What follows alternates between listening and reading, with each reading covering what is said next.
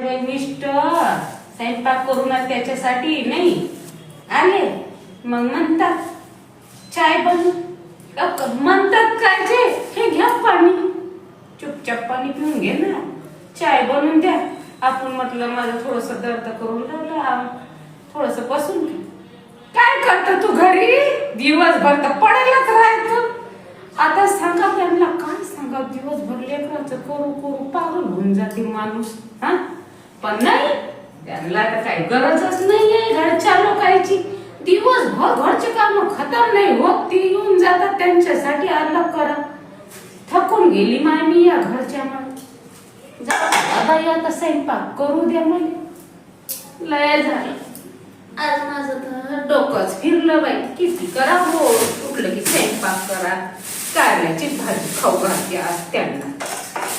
झालं तर झालं भांडण तिकडं